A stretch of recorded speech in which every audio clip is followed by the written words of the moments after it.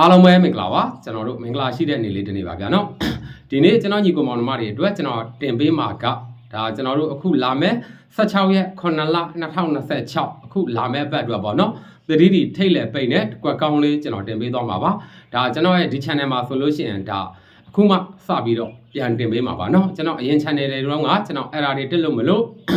ဆက်ပြီးတော့မတင်နိုင်ခဲ့ဘူးဒါ channel အသက်ပါကျွန်တော်ရဲ့ video file ကိုအခုမှဝင်ကြည့်တဲ့မိတ်ဆွေဟောင်းတွေအနေနဲ့ကလည်းဒီ channel ကိုလည်း subscribe နှိပ်ထားခဲ့ဖို့တောင်းဆိုပါတယ်เนาะကဲဟုတ်ပြီပထမဦးဆုံးအနေနဲ့ကျွန်တော်တို့ကနန်းယူတဲ့ပုံစံလေးချက်ကြည့်အောင်ဗျာเนาะ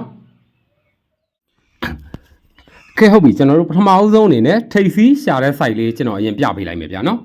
ဒါကတော့ကျွန်တော်တို့နောက်ဆုံးထွက်ခဲ့တဲ့ထွက်ရှိပြီးသားကလင်နာမှတ်တမ်းလေးပါဒီမှတ်တမ်းလေးကိုခြေခံပြီးတော့ပထမဦးဆုံးအနေနဲ့ထိပ်စီးယူတဲ့ site လေးကြည့်အောင်เนาะထိပ်စီးယူတဲ့ site လေးမှာဆိုလို့ရှိရင်အဲ့မှာ9ရယ်3ညရယ်9ရယ်ပေါ့နော်ကျွန်တော်ဒီသုံးလုံးကိုကျွန်တော်အရင်လမ်းပေါင်းလိုက်မယ်ဗျာနော်9 3ည9ဒီသုံးလုံးပေါင်းခြင်းမှာဆိုလို့ရှိရင်ကျွန်တော်တို့ကဒါ4ရတယ်ဗျာနော်အဲ့ဒီ4နဲ့ညီမျှတဲ့တန်ဖိုးလည်းဖြစ်ရမယ်ထိပ်စီးရှာပြတာဖြစ်တဲ့အတွက်ထိပ်စီးပေါင်းခြင်းလည်းပါရမယ်ပေါ့နော်ခွန်ရယ်အဲ့မှာ9635ကျွန်တော်တို့ထိပ်စီးဖြစ်တဲ့9နဲ့ပေါင်းမယ်ဗျာနော်ဒီမှာဆိုလို့ရှိရင်လည်းဒါကျွန်တော်တို့ ခွန်ရယ်2ရယ်ပေါ့နော်ခွန်ရယ်2ရယ်9ရယ်9နဲ့9ဒီသုံးလုံးပေါင်းခြင်းမှာဆိုလို့ရှိရင်လည်းဒါကျွန်တော်တို့4ရထားတဲ့တန်ဖိုးနဲ့တွားပြီးညီမျှတာကိုတွေ့ရတယ်နော်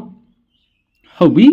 ကနန်းနေရာအောင်နေရာထားလေးတွေမပြောင်းလဲဘူးအပေါ်ကအပင်တိုင်းပဲတပုံစံနဲ့သွားမယ်နော်နောက်တစ်ပင်ကြည့်အောင်နောက်တစ်ပင်မှာဆိုလို့ရှိရင်ဒါအနီနဲ့ပြထားတဲ့ဘက်မှာဆိုရင်ဒါ6 3ည5ပေါ့နော်ဒီသုံးလုံးပေါင်းခြင်းကျွန်တော်တို့1ရတယ်ဗျဟုတ်ပြီအဲ့ဒီ1နဲ့ညီမျှတဲ့တန်ဖိုးလည်းဖြစ်ရမယ်ထိပ်စီးပေါင်းခြင်းလဲပါမယ်ပေါ့နော်3ညရယ်1ရယ်အဲ့မှာ3ညခွန်ကထိပ်စီးဖြစ်တဲ့3ညနဲ့ပေါင်းမယ်ဗျာနော်ဒီမှာဆိုလို့ရှိရင်လဲဒါကျွန်တော်တို့3ည1 3ညဒီသုံးလုံးပေါင်းခြင်းမှာဆိုလို့ရှိရင်လဲအဲ့မှာ1ရထားတဲ့တန်ဖိုးနဲ့သွားပြီးညီမျှတာကိုတွေ့ရတယ်နော်အဲ့တော့ဟုတ်ပြီကျွန်တော်တို့ဒီ formula လေးကလည်းနှစ်ပင်ဆက်တိုက်မှန်လာခဲ့ပြီနော်အဲ့တော့ကျွန်တော်တို့အခုလာမဲ့ပင်တွေကြည့်အောင်အခုလာမဲ့ပင်မှာဆိုလို့ရှိရင်ခွန်ရယ်1ရယ်ပေါ့နော်ခွန်1ဒီသုံးလုံးပေါင်းခြင်းမှာဆိုလို့ရှိရင်ဒါကျွန်တော်တို့က9ရတယ်ဗျာနော်ဟုတ်ပြီအဲ့ဒီ9နဲ့ညီမျှတဲ့တန်ဖိုးလည်းဖြစ်ရမယ်ထိပ်စီးရှာပြတာဖြစ်တဲ့အတွက်ထိပ်စီးပေါင်းခြင်းလည်းပါရမယ်နော်အဲ့မှာကနန်းနေရာအောင်နေရာထားလေးတွေကလည်းကျွန်တော်တို့3မင်စလုံးကနန်းနေရာအောင်နေရာထားလေးတွေကလည်းတပုံစံနဲ့ဖြစ်ရမယ်ဗျခွန်ရယ်9ရယ်အခုလာမဲ့ထိပ်စီးရယ်ပေါင်းရင်လည်းဒါကျွန်တော်တို့9ရမှာပေါ့နော်ခွန်ရယ်9ရယ်ပေါင်းမှာဒါကျွန်တော်တို့က9ရမှာဆိုတော့ထိပ်စီးအနေနဲ့ဒါကျွန်တော်တို့9ရတယ်ဗျာနော်အဲ့မှာကနန်းယူတဲ့ site လေးတွေတကယ်လာတယ်ဗျာနော်အဲ့တော့ကျွန်တော်ထိပ်စီးရှာပြတဲ့ site လေးပါနော်ထိပ်စီးအနေနဲ့ကတော့ကျွန်တော်တို့ဒါ9ရပါတယ်ကဲဟုတ်ပြီထိပ်စီးပြီးသွားပြီဆိုတော့ကျွန်တော်တို့ခါလေတိုင်းယူတဲ့ပုံစံလေးချက်ထက်ကြည့်လိုက်ရအောင်ဗျာနော်ကဲဒါတော့ကျွန်တော်တို့ထိပ်စီးယူတဲ့ site လေးပြီးသွားပြီဆိုတော့ကျွန်တော်တို့နောက်ထပ်ခါလေတိုင်းယူတဲ့ပုံစံလေးတစ်ချက်ထက်ကြည့်လိုက်ရအောင်ဗျာနော်ဟုတ်ပြီခါလေတိုင်းယူတဲ့ site လေးမှာဆိုလို့ရှိရင်6နဲ့ကိုကျွန်တော်အရင်လမ်းပေါင်းလိုက်မယ်နော်6နဲ့လမ်းပေါင်းတော့ကျွန်တော်တို့က8ရတယ်ဗျဟုတ်ပြီအဲ့ဒီ8နဲ့ညီမျှတဲ့တန်ဖိုးလည်းဖြစ်ရမယ်ခါလေတိုင်းရှာပြတာဖြစ်တဲ့အတွက်ခါပေါင်းခြင်းလည်းပါရမယ်ပေါ့နော်3ညရယ်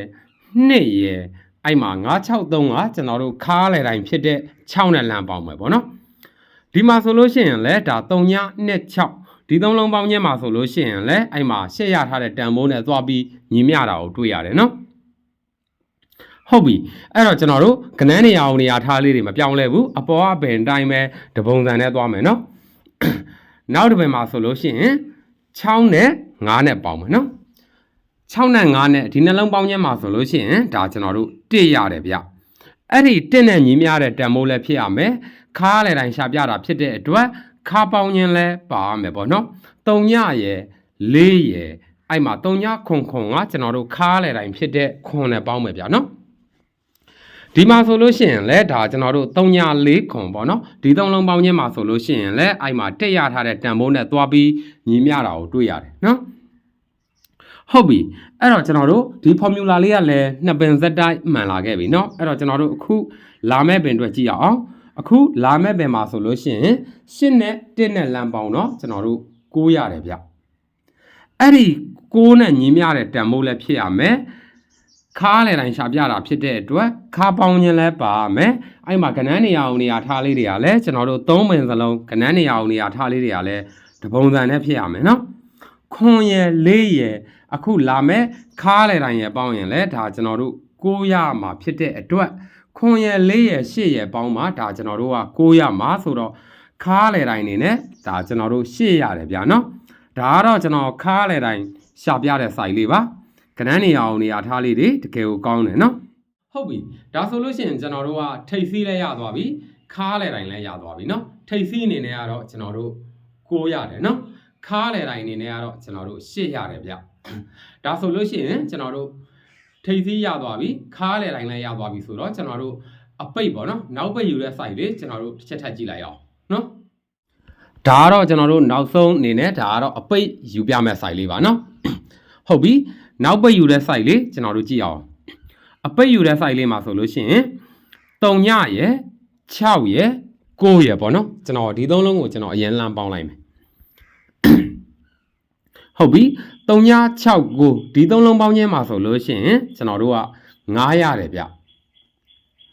အဲ့ဒီ9နဲ့ညီမျှတဲ့တန်ဖိုးလည်းဖြစ်ရမယ်အပိတ်ရှာပြတာဖြစ်တဲ့အတွက်နောက်ပိတ်ပေါင်းခြင်းလည်းပါရမယ်ပေါ့နော်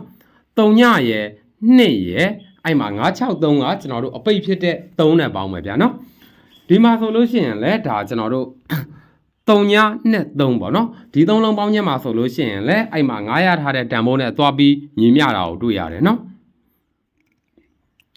ဟုတ်ပြီကဏ္ဍနေရာအောင်နေရာထားလေးတွေမပြောင်းလဲဘူးကျွန်တော်တို့နောက်တစ်ပင်ဆက်ကြည့်မယ်နော်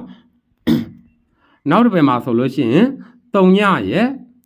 6ရယ်2ရယ်ပေါ့နော်3ည6နှစ်ဒီ3လုံးပေါင်းမယ်ဟုတ်ပြီ3ည6နှစ်ဒီ3လုံးပေါင်းခြင်းမှာဆိုလို့ရှိရင်ကျွန်တော်တို့က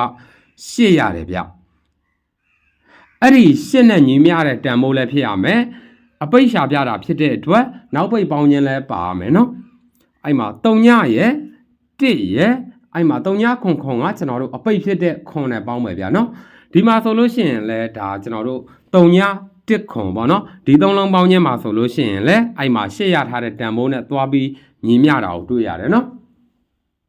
ဟုတ်ပြီအဲ့တော့ကျွန်တော်တို့ဒီ formula လေးကလည်းနှစ်ပင်ဇက်တိုင်းမှန်လာခဲ့ပြီเนาะအဲ့တော့ကျွန်တော်တို့အခုလာမဲ့ပင်အတွက်ကြည့်ရအောင်အခုလာမဲ့ပင်မှာဆိုလို့ရှိရင်ခွန်ရယ်4ရယ်9ရယ်ပေါ့เนาะခွန်4 5ခွန်4 5ဒီ3လုံးပေါင်းခြင်းမှာဆိုလို့ရှိရင်ကျွန်တော်တို့က6ရတယ်ဗျဟုတ်ပြီအဲ့ဒီ6နဲ့ညီမျှတဲ့တန်ဖိုးလည်းဖြစ်ရမယ်အပိတ်ရှာပြတာဖြစ်တဲ့အတွက်နောက်ပိတ်ပေါင်းခြင်းလည်းပါရမယ်အဲ့မှာကဏ္ဍနေရာအောင်နေရာထားလေးတွေကလည်းကျွန်တော်တို့3ပင်စလုံးကကဏ္ဍနေရာအောင်နေရာထားလေးတွေကလည်းတပုံစံနဲ့ဖြစ်ရမယ်ဗျာနော်ခွန်ရယ်9ရယ်အခုလာမဲ့အပိတ်ရယ်ပေါင်းရင်လည်းဒါကျွန်တော်တို့6ရမှာပေါ့နော်ခွန်ရယ်9ရယ်3ညရယ်ပေါင်းမှာဒါကျွန်တော်တို့က6ရမှာဆိုတော့အပိတ်အနေနဲ့ကျွန်တော်တို့3ညရတယ်ဗျဒါကတော့ကျွန်တော်နောက်ပိတ်ရှာပြတဲ့ site လေးပါကျွန်တော်ညီကောင်မောင်နှမတွေအနေနဲ့အကြိုက်တွေ့မယ်လို့မျှော်လင့်ပါတယ်နော်ဟုတ်ပြီဒါဆိုလို့ရှိရင်ကျွန်တော်တို့ကထိတ်လေပိတ်အကုန်ဆုံးသွားပြီเนาะကျွန်တော်တို့အခုလာမဲ့16ရက်9လ2026အခုလာမဲ့ဘက်အတွက်ပေါ့ဒါ fine tip အနေနဲ့ကျွန်တော်တင်ပေးတာပါเนาะထိတ်စီးအနေနဲ့ကတော့ကျွန်တော်တို့9ရတယ်ဗျခါးလေတိုင်းအနေနဲ့ကတော့ကျွန်တော်တို့8ရပါတယ်